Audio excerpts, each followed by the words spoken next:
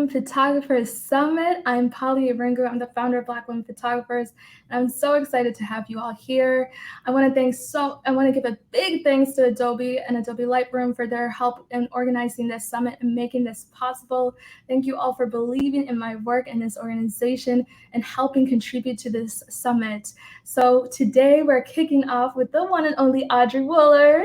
I know Audrey for some time now, just from our work together with Black Women Photographers. Audrey is a Nikon Ambassador and a Pro Photo Ambassador and all the things that you can think of. She is incredible. So I'm so excited to kick off the summit with you, Audrey. Welcome. Why don't you introduce yourself to everybody?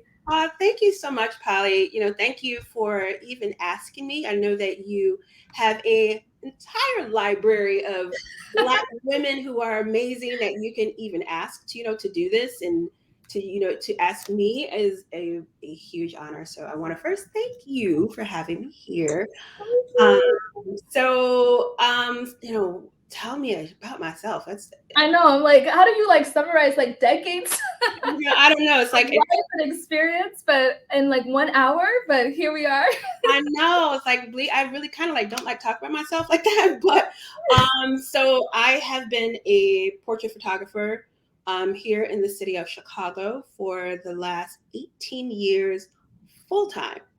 I started as by choice a children and baby photographer because that mimicked my life and worked well with having that, mental, I guess, capacity to take what I am into my business. It was very kind of like a little ebb and flow.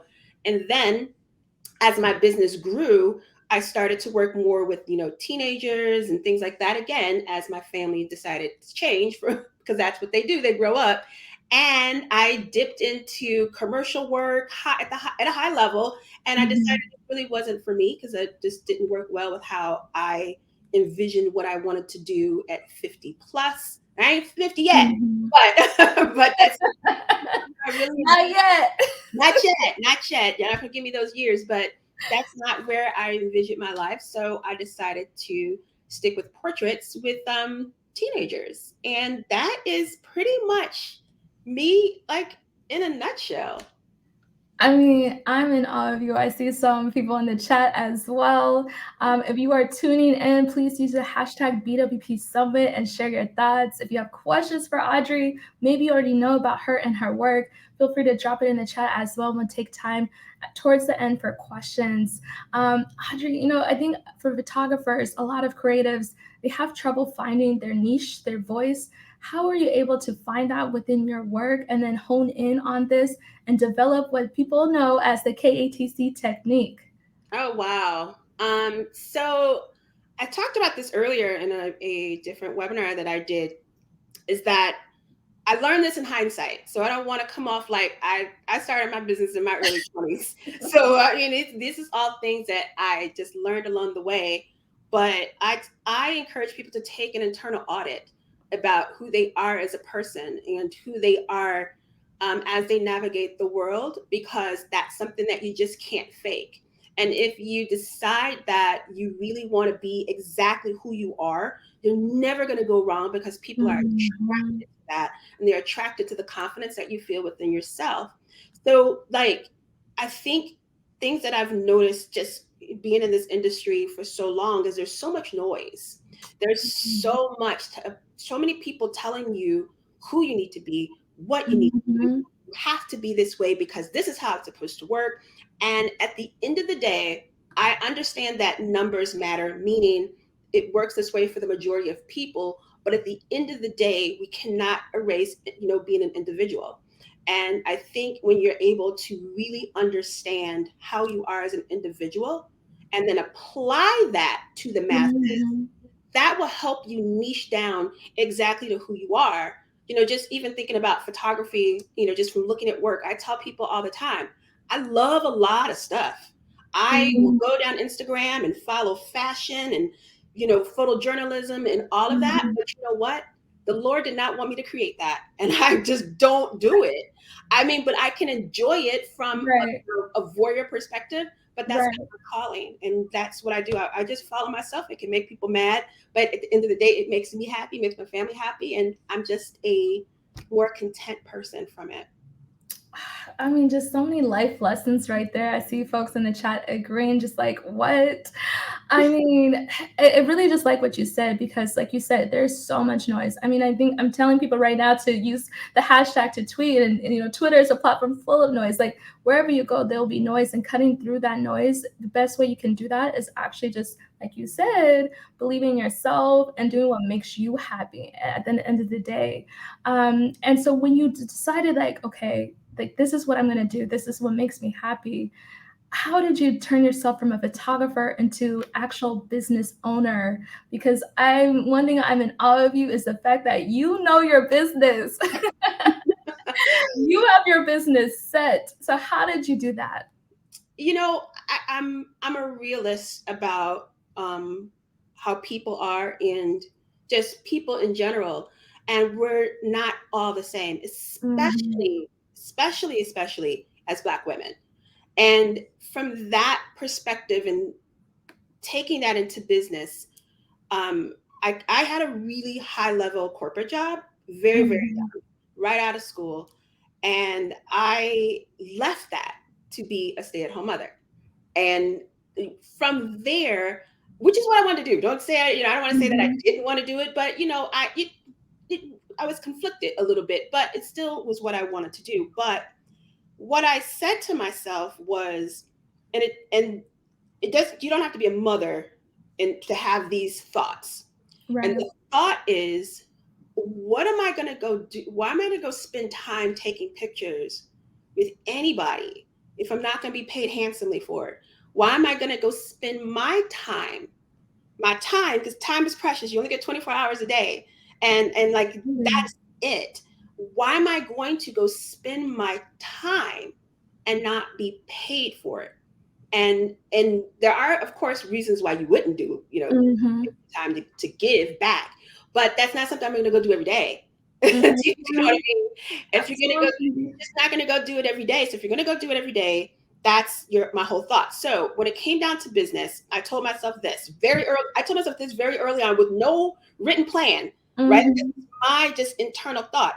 If I'm going to go spend time taking pictures of people's other people's kids and leave my kids at home, I'm going to be paid handsomely. And that was Mhm. my thought right out of the gate. I probably did maybe 6 months of portfolio building, and it was crap.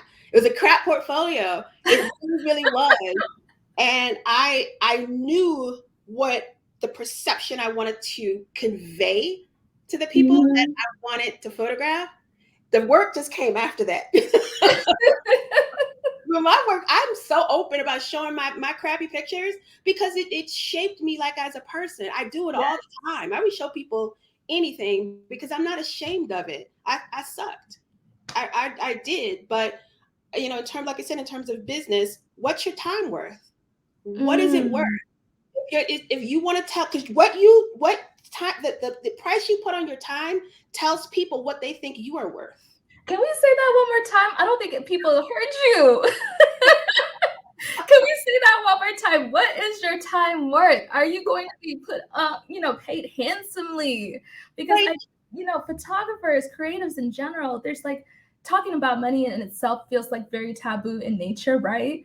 But we need to talk about it. Like we need to get paid at the end of the day. And I'm so glad that you are just like, yes, like what is my time worth? So to build off of that, when you are thinking about, okay, you did 6 months of portfolio building, and then you're like, okay, it's time to get this money. When you started that, though, like, how did you actually like for photographers who may be beginners, right? Pricing yourself that first pricement, right? That first like set of rates. How did you go about doing that when you didn't know how to like actually do that at the beginning because you were a newcomer yourself? And then after that, like how do you could keep increasing your rates? But we'll dive into that in a second. But for real, like how was the first time like setting your price and telling people, okay, no more free shoots? How did you go about okay. that? So here's what's funny. I never did anything 100% free. My time was free. Mm. Whatever you ordered, you were paying for it. Because if I have to pay for it to give it to you, then, be it with editing now that we're in Mhm. 2022, but back then with prints, I'm not doing that part for free, but me showing up, giving my talent, then that I gave for free. So, um, it, I want to try to simplify it like as easily as I can. And I I looked at where disposable income was being spent in my Mhm. city.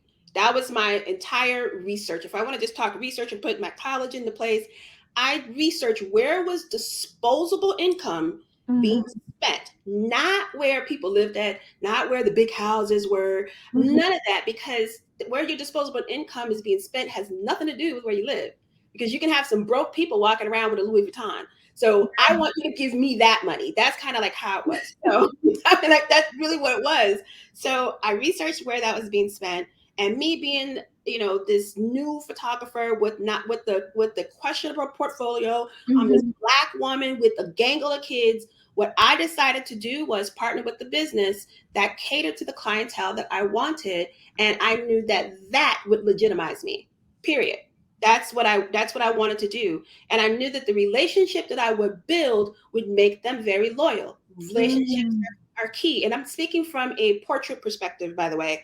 And that was where I went. Now, this is not a question I don't think you asked, but I think it's relevant. Is that, when you mentioned earlier that photographers don't like to talk about money, and I don't like to talk about money. I know what I want to make, but I don't necessarily like to, right? I don't necessarily like to talk about it. So Right. so what, starting back then, I knew I had to grow a niche, not just the people. My niche is not just who I photograph. My niche is me. I'm Mhm. niche. That has nothing to do with who I photograph. I had to build that niche that no one could duplicate and work on that, build it, grow the perception to know that I want that and that costs. Does that Mm. make sense? Like, Absolutely. how I approach the session, what I do, where I go, it's not a plug and play. Literally, it's not a plug and play. Mhm. When I teach, no one can like mimic my work, but what you will mimic is my thought process and the way I build the perception so that you can go do it for yourself and your Mhm. work will look like you. If that makes any sense. I threw a lot, girl. I'm sorry. No, that makes absolute sense. Like you develop that, and then there you go, just saying, like you said, like I have my unique eye. No one is going to do what I do. There are a million portrait photographers, right? Yep. That there is. Yeah. Every field is saturated. But what makes you special, what makes people come to you is your particular niche, the way you edit, the way you make people feel during the experience in a shoot. And I think let's dive a little bit into that because I think again, people are so worried like there are a million photographers. I mean, you're in Chicago, but there's probably hundreds in Chicago that people can turn to. But what makes people come to you specifically? And how do you make sure that you actually maintain that business, maintain those relationships? I break it down into two: how you approach the session, how you deal with the people that you photograph, all of that, that's one facet. Then your pictures are another facet. The two are not, Mm, they are not. And so many photographers, I think this is where the noise comes from. They mhm, concentrate on one or the other. They don't concentrate on both, which is why mm, they say, what's that saying? They say photographers are not very good business people because so many exactly. artists, they focus on the work.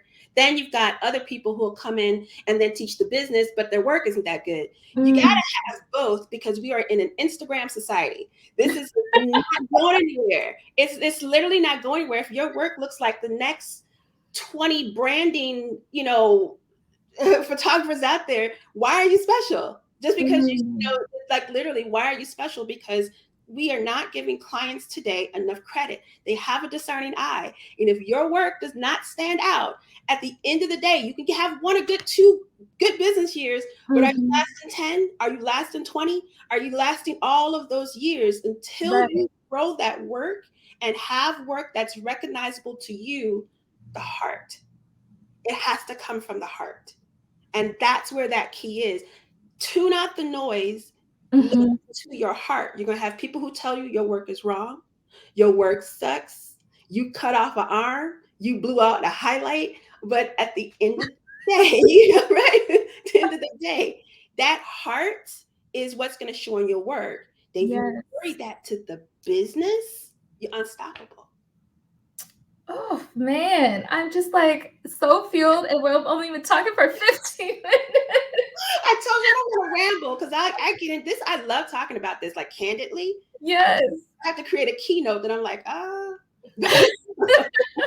No, I mean, we are speaking from the heart here, y'all. There are no notes. We're just having this honest conversation, and I hope you all are taking away from it. So let's talk about more. So I want to just go back into the business aspect a little bit longer. You mentioned how when you first decided to actually get that paid, income, right? You approached a business. How did you do that? Like, what was your approach?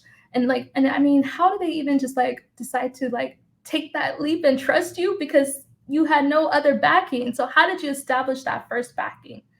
So that's going to go back to how I said I understand people. Mm-hmm. And everybody has an agenda. And I think sometimes I'm more hypersensitive to it, to the point that I probably blow a lot of people off now at my age. Like I see that agenda. But with that said, like everybody has like an agenda, and I had mine, but I could not approach that person in that way. But I also couldn't be fake and phony with it either. Mm-hmm. Do you know what I'm saying? Like I just couldn't. Like, oh, you're so great, you're so wonderful. I love your store. No, I couldn't go. It was just like fake to me. So I had to just go in there and just be real. I started shopping there. But here's the thing though, Polly, I couldn't afford any of it. Like Mm-hmm. toddlers were like $200. And I was a stay-at-home mom, you know what I'm saying? Yeah. With a gangle of children. So I would go in there and buy like socks. Mm-hmm. I used to buy like little headbands for like my nieces because all these kids were all the same age. And I went there and just bought little trinkets. But what I did do was I did it on a regular basis, and I drove out there like on a regular. It was far away from where I lived, and I drove downtown Chicago, and I went in at the exact same time. I knew that the same workers were going to be there because that's how that works. And I had my kids, all of them, two double stroller baby attached to me like a crazy woman. And I went in there and I made friends with them. And after, gosh, I mean, this was so long ago, like what, the eighth, ninth time maybe, I finally told them I was a photographer. And I said, you guys don't have any pictures here on the wall, you know, Mm-hmm. about it. And because we now knew each other, right? No agenda mention, no, hey, can I put my cards in here, put my postcard in the corner? No, none of that, because that's not how you build Yeah. relationships with people. She immediately said, oh, here, come talk to the owner. Now, here's the thing. The owner side-eyed me. Right? And we're still all cool. Like I'm photographing the extended family of this owner right now. Yeah. But Yeah. he came out, kind of looked at me, and he was like, well, let's set up a time to go, to talk. And Mm-hmm. said, call me or email me. I think it was, I think he might have said both. Somebody said email. So I remember I wasn't going to be thirsty and send him an email like the next day. I waited like a week. It was hard to do. I still remember driving to McDonald's, and I was on my my phone, and then it was just really funny was that it was like when the first iPhone came out. I'm really dating myself, but so it wasn't like that easy sending emails. Let me just say that part. So sent an email when I was in the line. I was in the drive-through, and he responded back. So he was going on vacation. Anyway, set that meeting up with this crappy portfolio that I still have, so I can humble myself. And if you ever want me to show it to you, I promise I will show it to you. I will show you that album, and it was a hot flaming mess. My husband drove me out. I was in the car panicking, anxiety, crying, and he's like, Yeah. "You got this." And so walked in there, and so I came up with the idea on the fly. This was on the fly. I said, Mm-hmm. instead of putting random pictures on their walls, because that doesn't tell anything about anybody, Right. that word relationship, I said, how about I photograph your family, your extended family?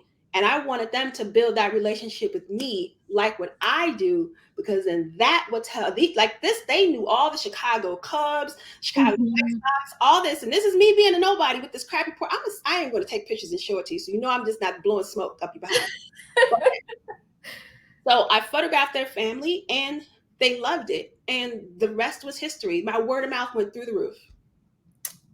That is just so amazing. I mean, there's so many lessons within that right there. And at first, I love that you say you still have your first portfolio. Oh, I still have it. I do too, because, and I think that's amazing as well, because we all start somewhere. You know, there's conversations happening in the chat right now about how some people are picking up the camera for the first time at 32 or later in life, or whatever the age they may be.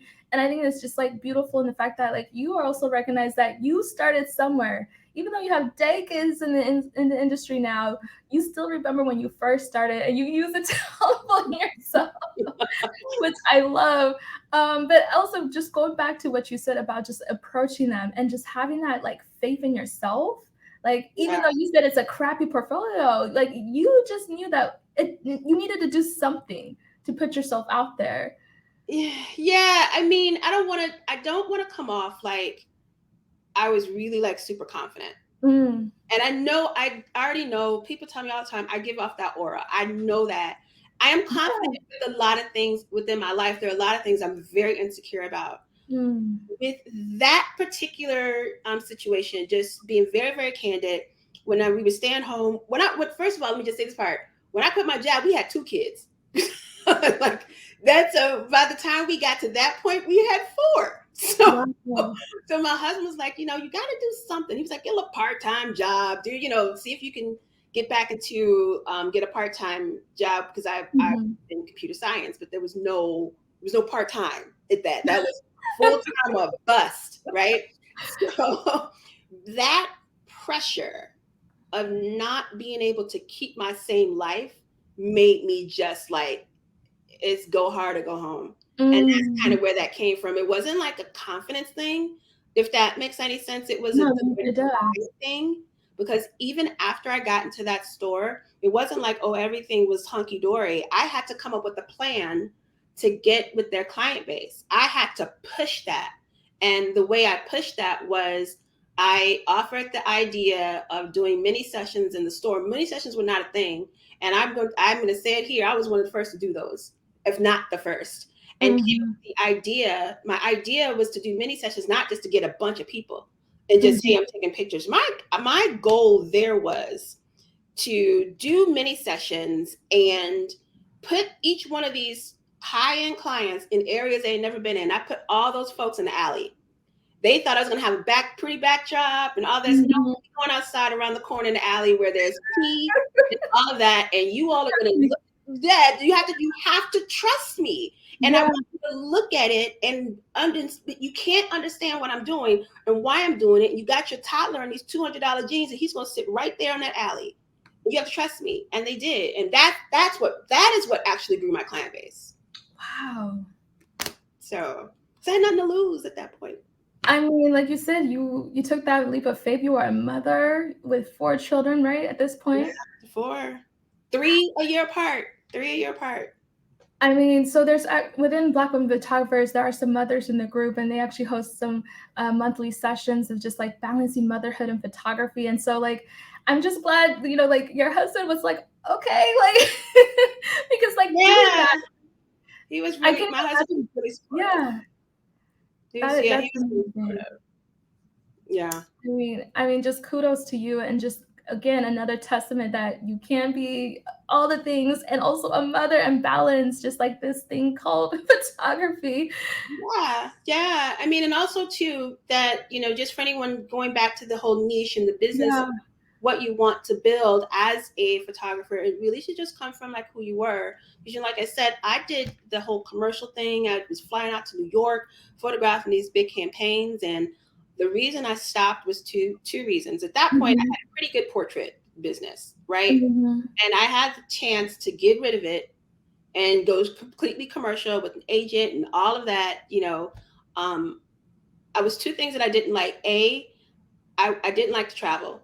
I didn't like missing my kids' lives. Like that was the first one. I was like, I can't travel on a whim, like that. But then 2, the lack of control I didn't like. Yeah. Digital text, 3 assistants, 3 lighting assistants. Hey, take this, camera, and all you have to do is press the button. Mhm. That wasn't my, I don't care how big a cover ad, how much they paid me. It didn't work well with my spirit. And so Mm. I just turn down everything. And once you turn down a couple, then they don't call you anymore. So that's kind of what it was. So I had to listen to who I was. I'm like, I can make a really good living doing what makes me happy. Mm-hmm. And why I got into it, like I said, why I got into it in the first place. I didn't get into it so I can hop on a plane and leave my kids every 5 seconds. So there you have it. I mean, I appreciate your openness here. I see others do too, the transparency and just how candid you are. You mentioned, with the mini shoots that you were one of the first. I mean, you are the one of the first for so many things within this industry. Like you are, seriously. And I mean, that's why it's just so humbling to have you here and to see you, and also just to have you as like a mentor for me. But with that aside, but like navigating just like, being one of the first, at the time you were one of the first Black women photographers navigating these areas. How did you do that, knowing that there is no blueprint, that you are doing this alone in that sense? I still struggle with that. If I were to be perfectly candid. Mm-hmm. And I'm not even going to say, I tell people all the time when I get, you're going to make me cry. I love you so much, Audrey. Thank you. I'm sorry. Yeah, hate No, don't apologize. Do not apologize. I tell people all the time, I didn't do a lot of things right. And that had to do with the fact that I had a big family. And that's what I had to concentrate on. So when I was asked to, I still remember the first time I spoke, I was fumbling and my husband had to jump up there and fix it because I was about to break down. And I only could concentrate on myself, if that makes sense. Yeah. Because that is just, I took a lot of microaggressions, all of that stuff. I just took all of it. Sometimes it got so bad, I had to like shut myself out from the world. And then when I had to go out, I would lash out because I just didn't know what to do. And when people see the position that you're at, they think everything was perfect and everything was great and no one beat up on you and no one did any of that. It's just because I don't talk about it, right? Or you were supposed to do this and you were supposed to do that. And I didn't know. I had nobody to tell me this. No one to tell me any of it. All I knew, show up, smile, take good pictures, and kind of do it like that. And when you were in a position and had a better headspace, then you can do what the Lord called you to do. Back then, I didn't know. Right. I simply just didn't know. And navigating that space for me, the best, and I just talked to my dad because he's a big business guy. And he was just like, look, don't make a whole lot of noise because I have a mouth. He said, don't make a lot of noise, just you don't know how to navigate the space. And my husband was the same way. And that's just what I did until I got to a position where I could make noise and I wasn't concerned about something being taken from me in my family of 6. Because back then, you say too much or you do too, that can be taken away from you in an instant, and then everything that you worked so hard for is gone away. So that's just what I did. I navigated. This is long-winded. So I navigated. Beautiful. Thank you. By keeping to myself and not letting a lot of people in. That's how I did it. That's not the best way. I didn't have Black women's photographers back then. Right? I mean, I just didn't have any of that. So yeah, all right, I'm gonna fix my makeup, girl. Nobody saw that. No. Listen, I mean, everyone in the chat is sending you virtual hugs. They just appreciate how vulnerable you're being here. I mean, if I don't tell you enough, like, thank you, seriously, because you said you didn't have Black women photographers then. I wouldn't be here without seeing you do it, without seeing you being able to just like deal with all of that. Like you said, there's a lot of things that you haven't spoken on and you probably won't because it is in the past, but we would not be here right now without people like you who paved the way. So I'm just gonna give you your flowers again if I again. No, I couldn't enough because seriously, like I can only imagine what it was like navigating that. And then everything else that has come. And so I guess my follow up to that is, as one of the first, I mean, how, looking back now, how have you seen it evolve, just the industry overall? And do you ever feel that sense of like weight? Like, has that weight been lifted off your shoulders, or do you still feel like you carry the burden in a way? Like, how are you doing it? Oh my gosh. I think again, I'm probably being too honest today. To answer the question first and foremost, I have seen a change.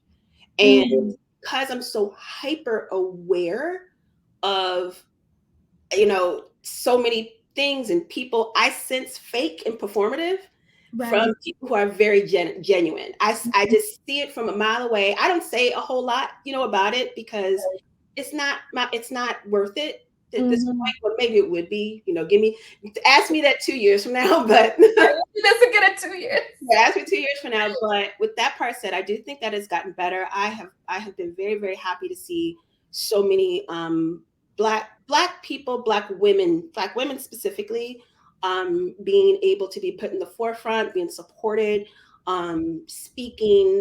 When I really saw a change is when I said I ain't speaking no more. Mm, I felt that I did what I needed to do.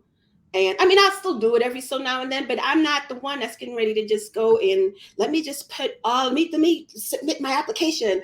Not like they're like saying, "Hey, you don't want to speak anymore? Did anything happen?" I'm like, "No, I'm good. I'm just chilling." You know. And yes, so as you should. You deserve that. I like you said, do you feel the weight lifted off? Yes. Mhm.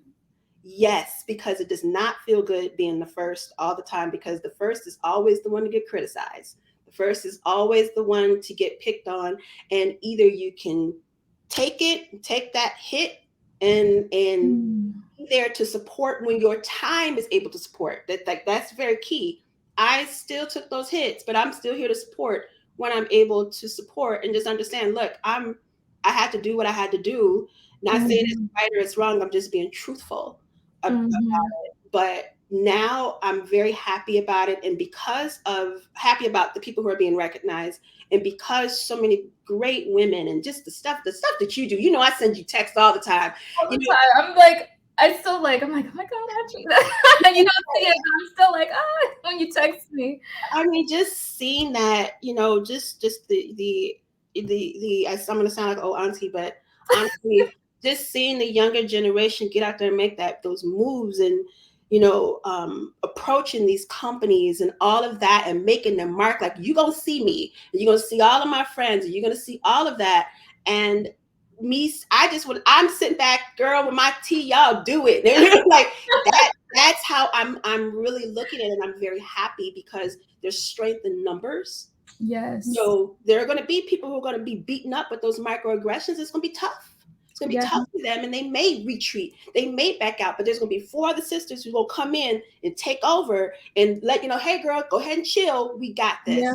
So I'm happy. I'm very, very. I'm so happy this year that I can't even. Like I said, I took a break from speaking. I'm like, I'm happy. I like it. We see the joy in your face. We Yeah, I'm really happy, do. It girl. looks good on you. Yes, I'm glowing. I'm so happy this year. Like, stress is good, is gone. So I want to go back to just one more time about being the first. I believe you're one of the first Black woman ambassadors for Nikon. Is that correct? Or I are you, I was the first Black woman for you're Nike. the Yep, first one? not first woman of color. Charmy, Mhm. um, Yes, yes, we love Charmy. We love yes, love Charmy. Charmy. So she's the first woman of She's color. amazing. The Yes. first Black woman Mhm. ambassador for Nikon.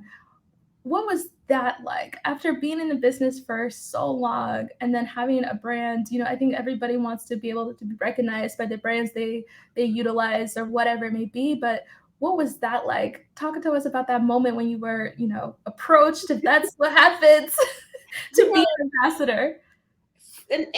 I want people to, when I give this answer, just to have that perspective of where I came from. When Mhm. I came from, there was one Black ambassador, just period, Matthew Jordan Smith, and he wasn't even And on. And right, we he's love Matthew amazing. Jordan We Smith. love I literally love him. Yes, go ahead. He's a good mentor for me, big time, big time. Mm. All the stuff that I talk about, but yes, he will sit there but anyway, so there were none. So from my perspective, that wasn't achievable. Do you know what I mean? Yeah, That was never on my goal list, if that makes any sense. It was it just, does. I felt it was something for other people. And I've said this to Nikon. So this is not anything Yeah. next to you. It wasn't a goal. And it didn't become, it didn't become, I guess, what's the word? It didn't become I guess a thing that I thought was achievable Mhm. until maybe 5 years ago. I mean, you can't be what you can't see, right? Like with that phrase, like Like, how would you even know? Like you said, right. There you go. That's exactly what you said. How do you know how do that you this is know? something that would be possible? So once I started to speak for them, I thought, well, and there were no women of color Right. ambassadors at that time, right? When I started to speak. And I was like, okay, well, maybe it is a thought, right? And Mhm. then they gave it to Charmy. And I was like, okay. Then I was like, well, maybe it's not for Black women.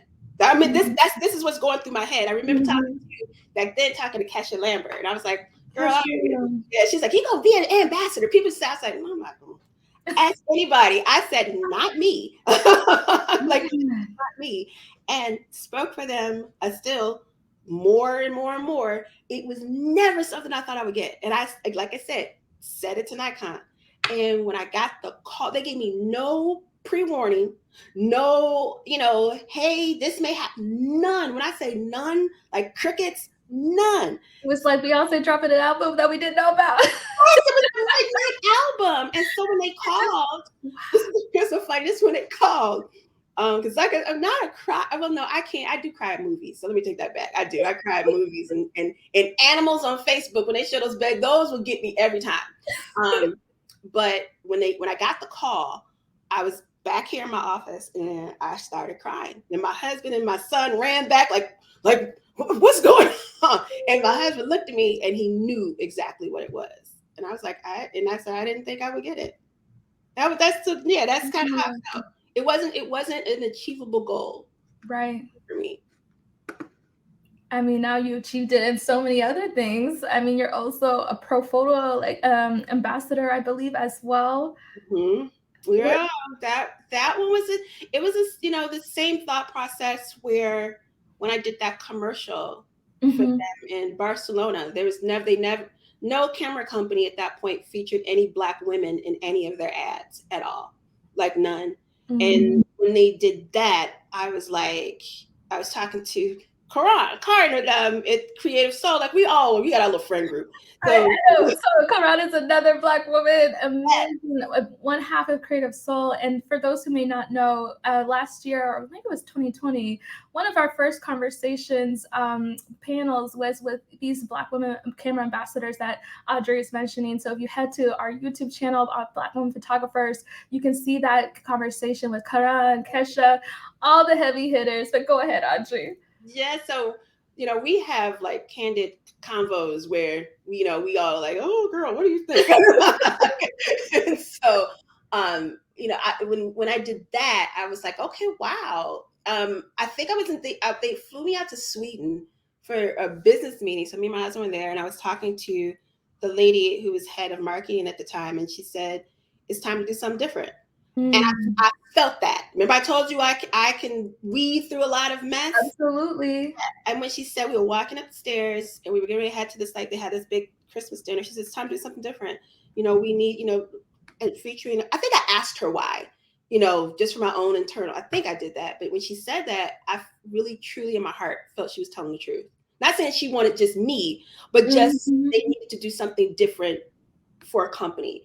And I thought that was huge. And I was very, just honored to do that. So that was a big career point too for That me. was one of the turning points. Yeah, that was. I think then I got brought back down to reality in 2019, and then I started getting anxiety. You ain't getting nothing, girl. So even really, like even after just like years late, like decades, you still have those like highs and lows. Yeah, because it all stemmed from going back and you try, you're speaking and people would tell me that I even got this told to me this year that Mhm. your work doesn't look like you created it. Like people would say stuff to me like that. And like I told you, I got a mouth. So you kind of have to like either you can lash out and be, Mhm. or you can and not be the perception that they want to make Black women to be, or you have to be a representation and take it and then hang up and call your friends up, girl, you know what happened? So, with that part, which I'm glad I have a really good friend group, because otherwise I would be a mad woman right now. But with that part said, yeah, like you go through so much, and I have trained myself, which I'm now trying actively to get out of, to close all doors and to put myself in a tunnel, don't interact with people, have tunnel vision, and that was what I trained myself to do. But then as social media grew, I had to train myself to get out of that, and it was tough Mhm. for a lot of years. But that's kind of how I did. So after the pro photo thing, I went back tunnel vision, Mhm. closed everything off. This is what it is, and that, yeah, that was. I hope that You made. know, it's funny that you mentioned that because I remember one of the conversations we had on Clubhouse, I think last year, about some people didn't even think that you were a Black woman, that your account, because you're not like, hello, see me. At the time, you weren't like, hello, this is me. This is a person in front of the camera. At the time, you just had this, you just had your work speak for itself, but they didn't think you were a Black woman. Yeah, So, yeah. I think. I mean, but I'm also not one to plead my case. mm, You know what I mean? I'm getting better. Let me just say that part. But back then, I let you think what you want to think. I wasn't clearing up anything. That was just it. I was like, my mhm, life is great. I don't care what anybody thinks. But back then, it was you get poked so much, right. and when you get poked, you have to close stuff off. I remember I did a really successful like collaboration with three other women photographers. They were white. Actually, one is a Nikon ambassador now. I love her. She's good friends. Mhm, Back then, Facebook was just popping off in like 2009, and mhm. they're like, "You need to get on Facebook," and I was like, "Mm-mm, not me."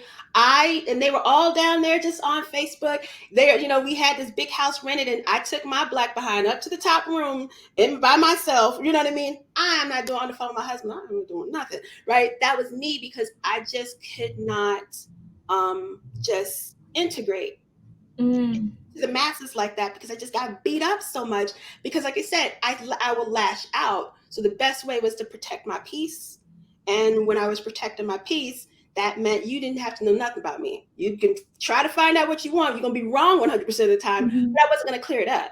Right. mhm. And so people used to think that I didn't want people to know I was Black. And I was like, no, I just didn't want you to know me, period. Because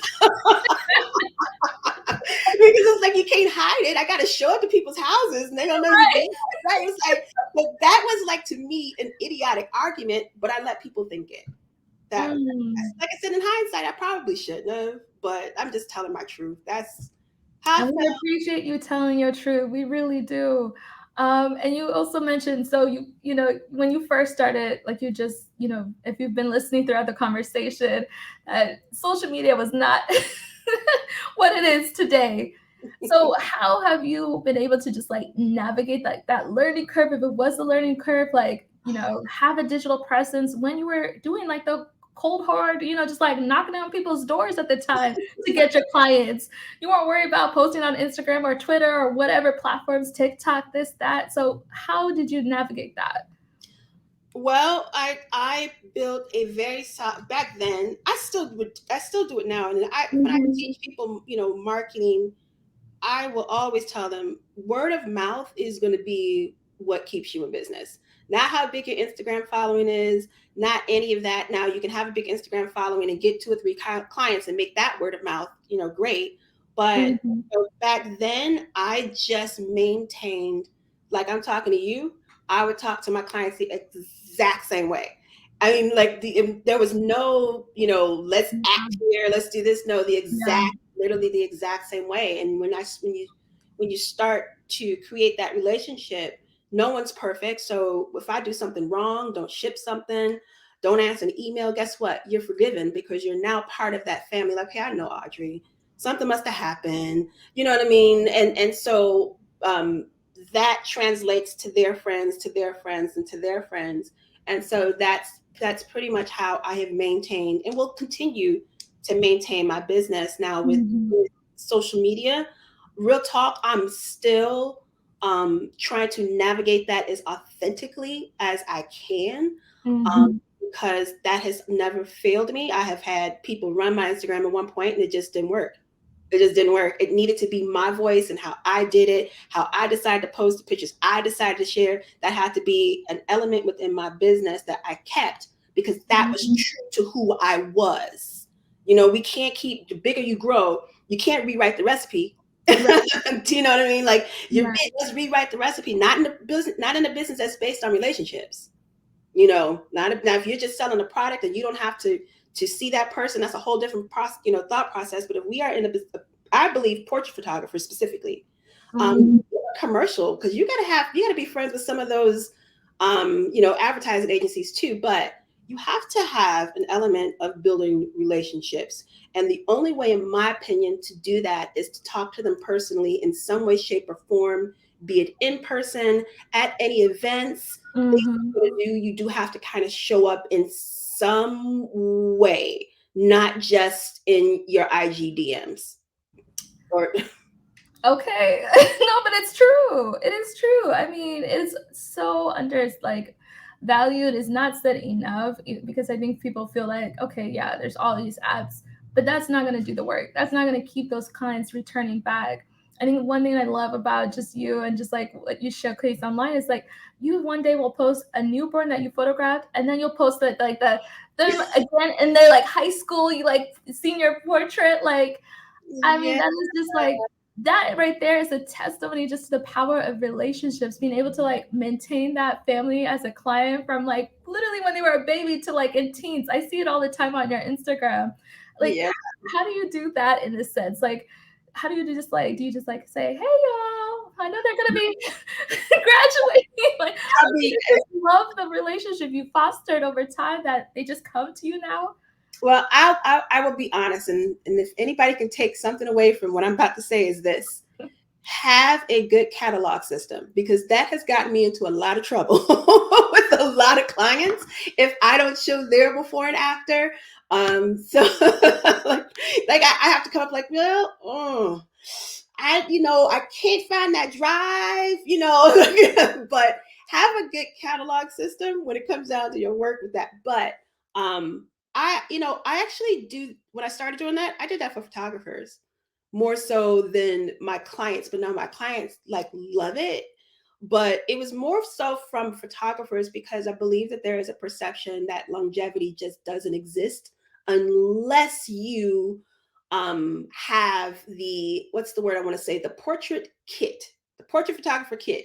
And that is, you got to have a studio, you have to have, this. And I had all of that. And I was like, well, I'm in the street anyway. Why am I paying $4,000 a month? So, right. So then I got rid of that in 2018. Cause like, why, anyway, but I did that for photographers mostly to show, hey, you can continue to do it at, for years and years at a high level. You can change your style, you can change all of that, but what you're never going to change is who you are as a person. And that's what's going to keep that client coming back every single year, be it a portrait or even a commercial client, because you still have to maintain those relationships, with whatever that word is, the person that's at the advertising agency who chooses you. But yeah, they need to think of you. They need to like working with you. The whole team needs to like working with you. It all starts with relationships, and I don't think that's taught um, enough at all. I think it's all calculated, and you have to do this and got to be this way and it has to be this, and it's Mhm. like, no, it's got to start with relationship with the people who you want to do business with. Once you build the relationship with the people you want to do business with, then hey, it's going to be real easy to say, I charge $500 to show up. You know why? Because the people you've built business with have the disposable income to give you that. Mhm. Do you know what I mean? So Mhm. that's my thought process on it. It may not be what everybody thinks, but I think it will work for a lot of people, not just me. No, I mean, listen, I think there's so many people here who are listening who are probably inspired by you, or maybe you're their mentor like you're mine. But one thing Oh, I also one think I want to just point the fact that is that, you mentioned the fact that you feel like, well, people felt like you had to have that kit, like you had to have a studio, you had to have this. What would you say to people who aren't in the New Yorks or the LAs of the world? Because you're based in Chicago, Illinois, is that people feel that they have to be in those other cities to be successful. But you are showing that no, you can build your business anywhere. Yeah, you can definitely build it anywhere. I do think that you have to be, I don't know if the word I want to say is realistic, but maybe the word is I want to say realistic. You have to have a you have to have a discerning eye when you're listening to people talk numbers and having a successful business. Because I can say, hey, I'm making $2, $3, $4,000 relevant in Chicago. If you live in Kentucky, that cost of living is different. It's going to be different. And I never spew off numbers like that because I have taught so many people from all over the world. It's reckless for me to just throw out numbers at people, knowing that their area is not my area. We need to assess your area, where you are, who you're servicing, and then come up with that. Because just throwing out, there's not a magic formula. It's just not, because there's so many different factors that will come into play in terms of what you're charging and all of that. Wait, I think I got off track, Polly. Did I? No. You're right though. You have to have some, be realistic and manage your expectations and make it applicable to the wherever you're at. Okay, that's what I was going to say. So Yeah. you don't have, like I said, it doesn't matter where you are. You can have a successful business. That is the truth. There are times where if you are in a smaller town, you got to work that much harder because you don't have that many people to work with. The person that you're learning from needs to be able to tell you that. I can go to Chicago and get 10 clients thrown at me, whereas if I lived in a small town in Tennessee, I only have 3. You know what I mean? Like it's like that realism needs to be put into play when you're actually trying to learn how to be successful. Just know that in a smaller town, your numbers are going to be different. That doesn't make you any less successful. Like if someone told me that they lived in a small town and says, hey, my average order is $600, I'm like, you're doing it because that's where you live. Exactly. No, I mean, you're hitting it on the nail at so many points. I do want to be mindful of time because I can't believe we're almost Oh, yes. we're almost at the hour. I mean, just like there's so many things that we can discuss with you with decades in experience in this industry. I really know we're just scratching the surface. But one thing I mentioned at the beginning of this is how you just have built like this empire, right? Like you are a woman about your business, really. So in addition to just having your own photography business, you also have a conference, I believe. Just talk to me about just all the different hats you wear and how you've been able to just grow that over time and manage your time in that same sense while being a mother. I, Questions, but how literally what I'm saying is how do you do it? I'm not even going to front. I don't do any of it. So, like the teaching site, I don't run that. My husband does. He ended up quitting his job 6 years ago. Yeah, 6 years ago. He owned businesses. And so he ended up selling them. And he said he was going to, because at first it was about growing and investing my time. And I have trust issues. So we just, I was like, I went through assistance. I'm like, I can't. I'll just do it myself. He was like, look, I'll run it, and go from there. So AW Teaches was his site, his thing. He won't take credit for it. But I don't have anything to do with that other than, all right, tell me what I need to do, record that. Oh, okay, I'll holla. I'm gone. And then even the conference, that was not my idea. That was his. I was talking in the kitchen one day and I was like, it was during the pandemic. And I was like, hey, there's no virtual photography conferences. This fool went and bought virtual photography conference. Like after I said it and built and did everything, I'm just the face. I will not even try to say I'm this, thinking of all different facets. I'm a Taurus. So I'm very focused on just that one thing. And once that's completed, then I can go to the next. If I'm not happy, I have to stay here. There's no moving over there. So that business is going, well, and that is its own entity, its own, corp, all of that. It's all completely separate. and I tend to do this. I do have assistants, that help me, and I really, invested into that early 20, no, right during the pandemic. That's what it Mm. was. And I was like, I told me older, and my kids don't get, out of the house. I don't want to have to sit around and do nothing other than what I personally love. Mm-hmm. And what I personally love might not be what the next person loves. That's why I was talking about all that noise. Like, I love editing. You can't take that away from me because that is my happy place. You Yes. know, so like people say, oh, you need to outsource. You need to Right. No, I like to do it, and I had to understand who I was as a person to know that. So yeah, I do have a lot of help, even though people may not know it. No, I have a lot. I take care. It's like restaurants where they say, you got the front of the house and the back of the house, right? I'm the front of the house, so that's what it is. Yes. I'm the front of the house. I will answer my emails. You'll get me on DM. You'll get me because I'm the front of the house. Nobody can speak for me Mm. because I'm too complex. So that's it. I love that. I mean, like you say it so like, "Ah, that's it," and you're being very humble, might I just add. Oh yeah, it's like Tina Turner. What Tina Turner say? Just let me have my name. Just let me have my voice. That's it. Y'all can come up with the ideas. If I like the idea, great, do it. I don't need to know the specifics. Like all of that. But I just want my voice. Like even me and my husband used to fight on that too. We had to send like an email. He said, just let me write it because you're not ready to write it. I'm like, no, it has to be my voice. Yes, there's power in your voice. We'll take one question from the chat from someone you know very well, Regina Montgomery asks, Hey, what do you want your legacy to be? Regina. Ooh. Um, That is a very good question. I'll try my best to be really brief. I honestly want my legacy to be my work.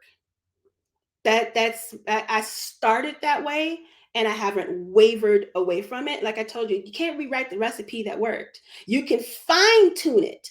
But when you start to rewrite a recipe, you are now fake and phony. I mean, that's probably some really drastic words, but but my legacy, I want to be my work. I want my kids to be able to show their kids my work. And other people say, oh, yeah, I've seen that. I know who that is. Oh, that's your grandmother. Blah, blah, blah. I want that. Oh, I mean, I have no doubt that that is already happening in real time. I really hope you understand I hope that. so. The, the impact you're having, and I mean, the impact just alone this 1 hour conversation it will be having. I guess what you say, any lasting words of advice for anyone listening right now? What do you hope people take away from this? I would say this. There is no one way to live your journey as a photographer, be it full time, part time, you are a photographer nonetheless. Understand that there is power within who you are. Nobody can tell you anything different because if they tell you something different and you start to listen, they now have your power. So, really understand and know your worth in terms of that with your work and how much you want people to pay you. That however you feel that you're worth is how people are going to think about you. And I always say that people are attracted to confidence, and muster up as much as you can, and then present yourself to the world. And I can definitely say that that will trickle down to everything that you do as you build that business, and you will be successful. Just kind of really owning who you are, take that internal audit, and you will be ready to go. Such sage advice. I mean, this whole hour was just amazing. Just like you, Audrey, I'll keep telling you that, seriously. I mean, thank you so much for your candidness, your vulnerability today. I really couldn't think of a better person to start off this summit with. So thank you so much. And thank you, everyone who's been tuned in. Session has been recorded, as all the other sessions will be. So if you enjoyed this session, please go online and use the hashtag BW Summit and let us know what your thoughts. Reach out to Audrey, let her know your thoughts. And thank you so much, Adobe and Adobe Lightroom, for being able to sponsor this summit. And we'll see you at the next sessions. Bye, everyone. Bye.